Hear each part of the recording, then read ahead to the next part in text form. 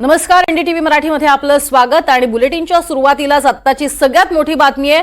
पंतप्रधान पदाची शपथ ही 8 जूनला मोदी घेण्याची शक्यता आहे। शपथविधी सोहळा हा 8 जूनला होण्याची शक्यता आहे।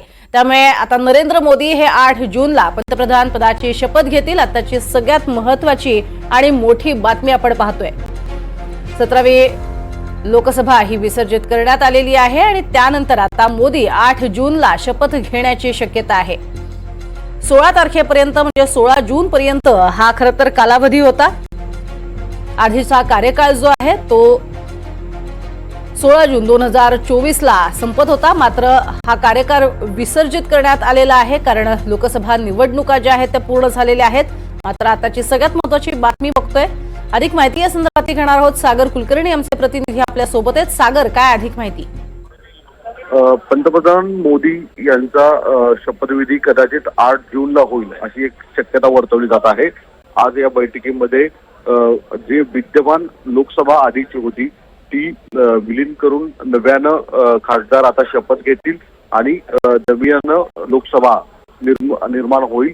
या संदर्भामध्ये राष्ट्रपती महोदयांना एनडीएच्या वतीने पत्रव्यवहार केला जाईल असं सांगितलं जातं आणि 8 जून या तारखेला पंतप्रधान म्हणून नरेंद्र मोदी शपथ घेतील अशी एक शक्यता वर्तवली जाते। अर्थात त्यांच्याबरोबर मंत्रिमंडळाचा विस्तार होणार, कोण कोण असणार यासारखे अनेक मुद्दे अजून स्पष्टता नाही या, पण महत्वाची यातली बातमी समोर येते ती म्हणजे कदाचित पहिल्यांदा सांगितलं होतं की 10 जूनला हा शपथविधी होईल, पण झालेल्या घडामोडी आणि एनडीए बरोबरचे मित्र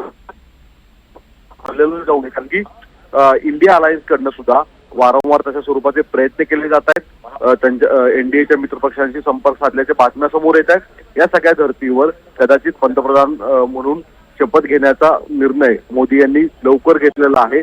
त्यामुळे कदाचित तात्काळ लवकर शपथविधी होईल असं सांगितलं जातं। नक्कीच, धन्यवाद या संपूर्ण माहितीसाठी सागर।